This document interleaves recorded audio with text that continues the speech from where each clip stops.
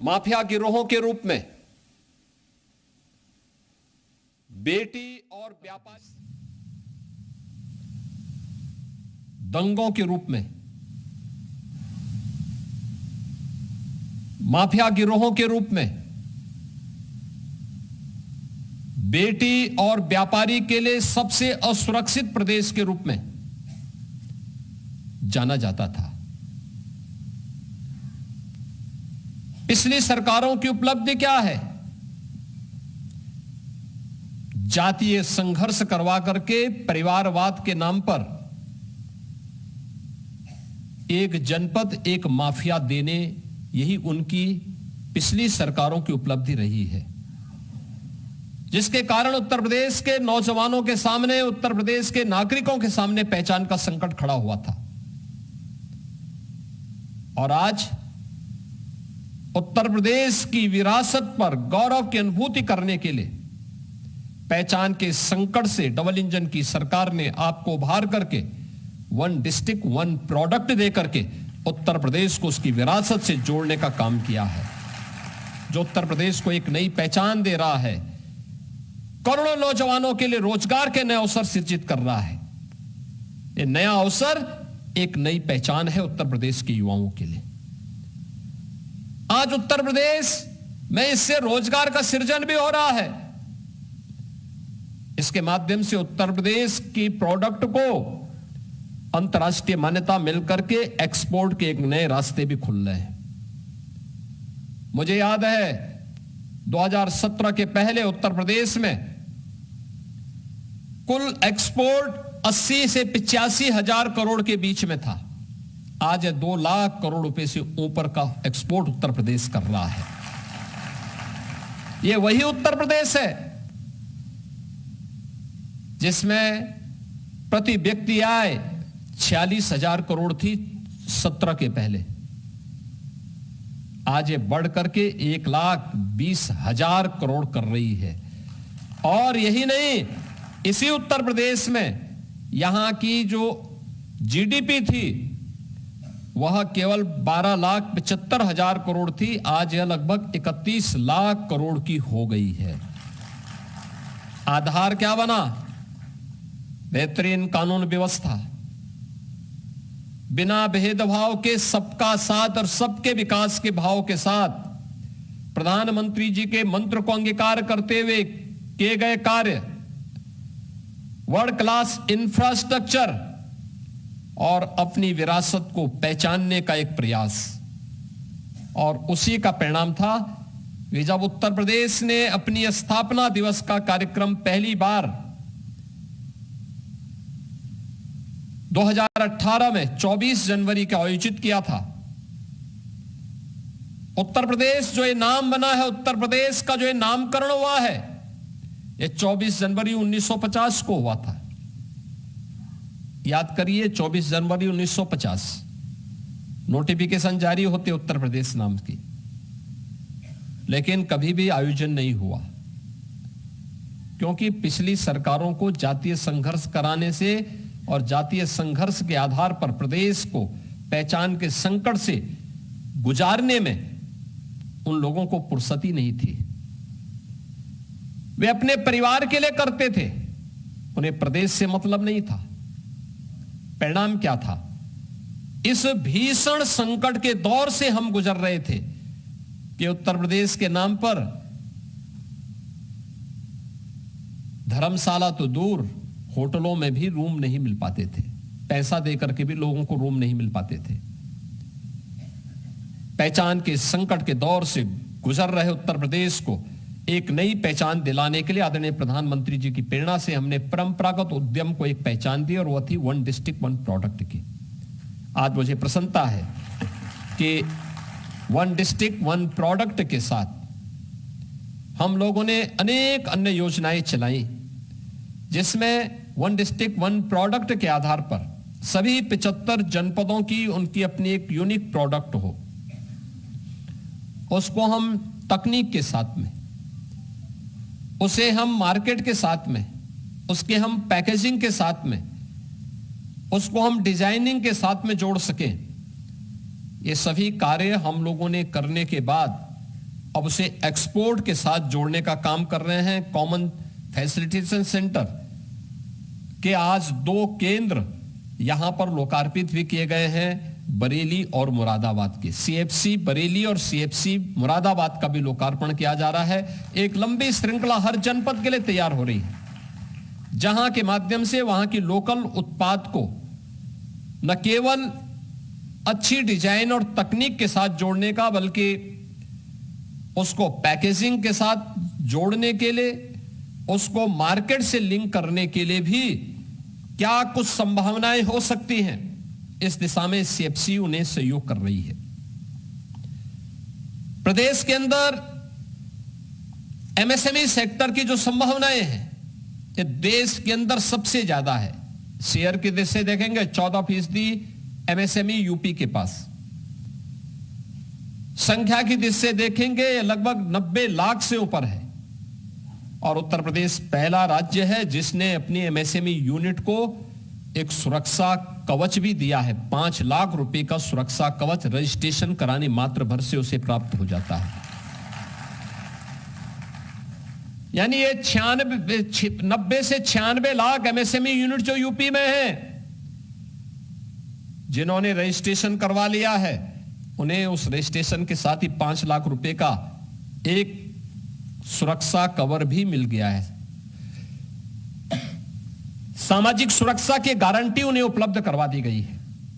यह जो गारंटी उन्हें दी जा रही है, इस बात को लेकर के, और आज तो आपने देखा होगा, हमने जो इस वर्ष उत्तर प्रदेश स्थापना दिवस के अवसर पर महामहिम उपराष्ट्रपति जी के कर कमलों से जो एक नई स्कीम लागू की, सीएम युवा के नाम पे उत्तर प्रदेश में मुख्यमंत्री युवा उद्यमी स्कीम, जिसमें किसी भी नौजवान को,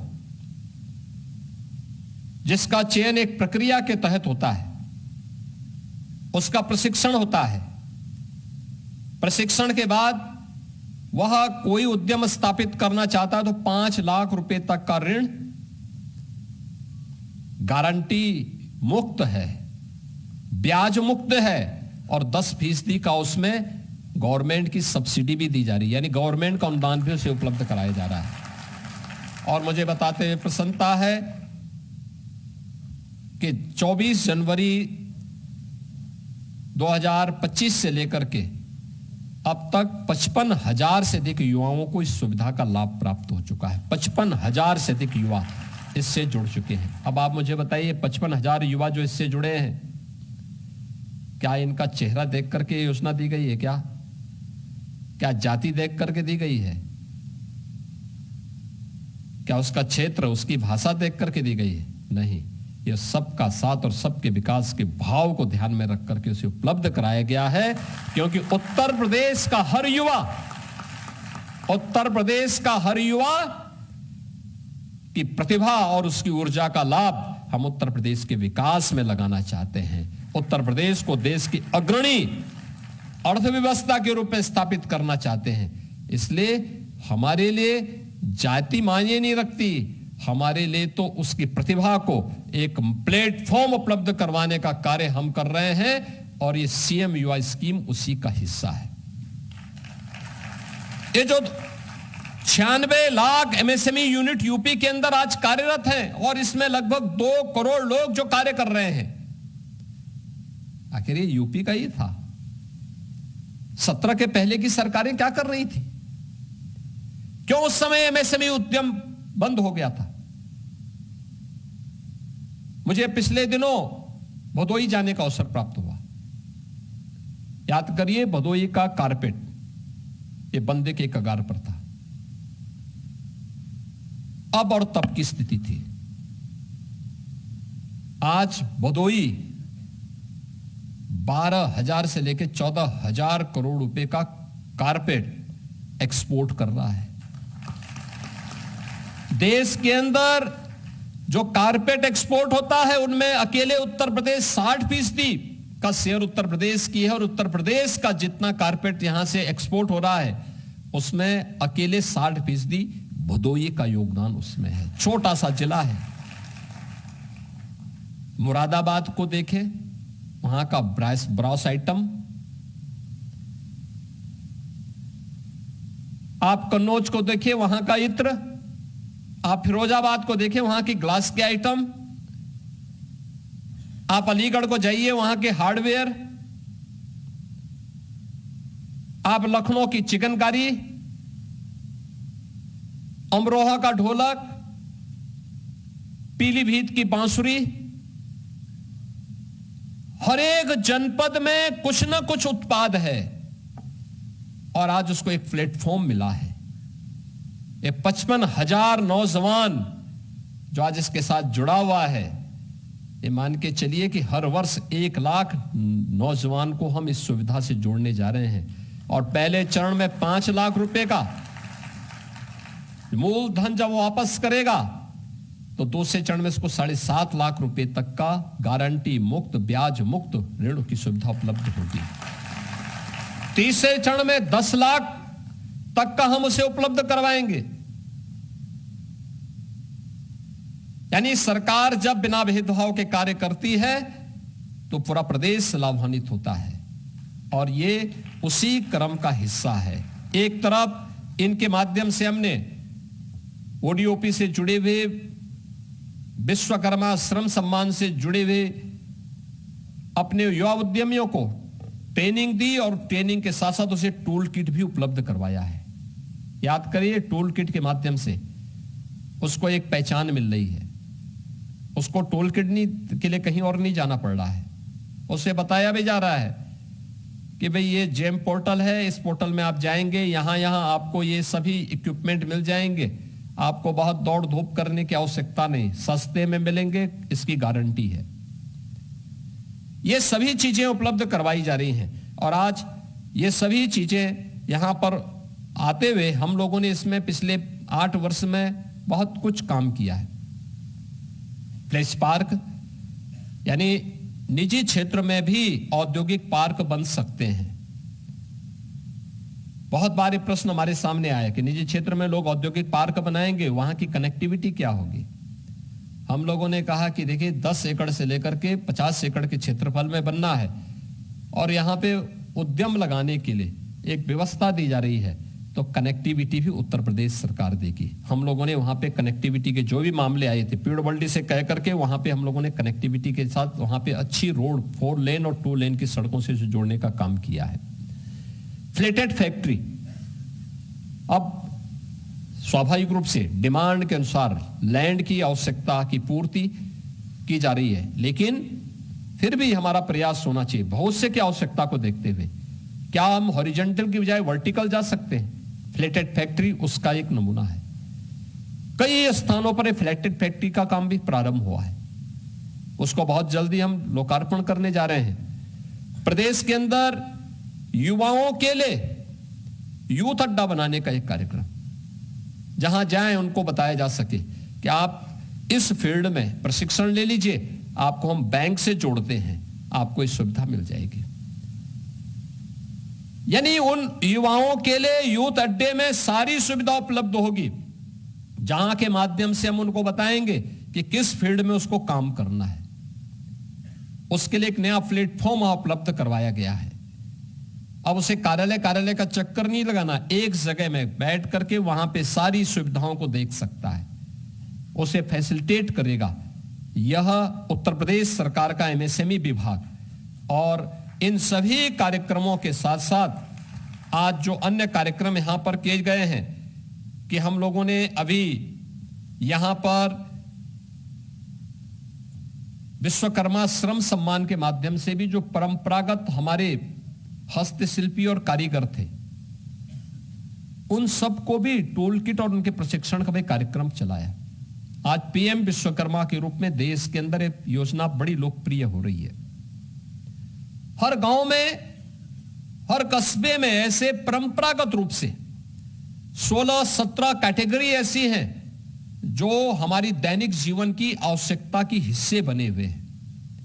कोई नाव है, कोई मोची है, कोई बढ़ई है, कोई राजमिस्त्री है, कोई हलवाई है।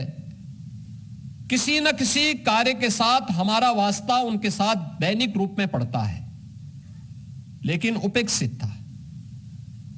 आज की आवश्यकता के अनुरूप वह अपने आप को सर्वाइव नहीं कर पा रहा था। हमने उसके लिए भी एक योजना बनाई और विश्वकर्मा श्रम सम्मान योजना के माध्यम से उन्हें जोड़ने का काम किया है। टूल किट उपलब्ध करवाए।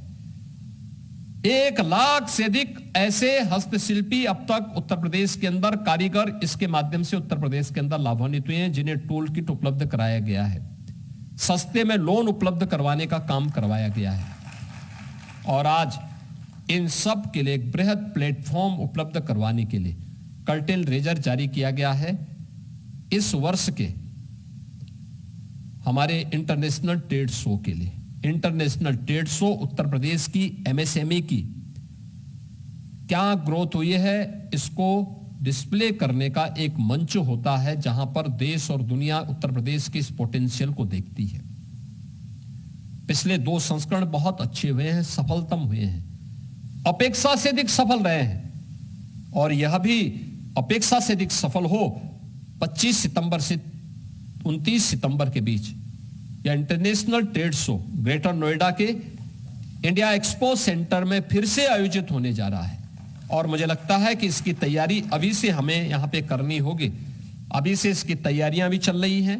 उत्तर प्रदेश के प्रोडक्ट को फिर एक मंच वहां पर मिलेगा। देश और दुनिया के बायर्स वहां पर आकर के उत्तर प्रदेश की सामर्थ्य को, उत्तर प्रदेश की शक्ति को वहां पर एक मंच से देखेंगे।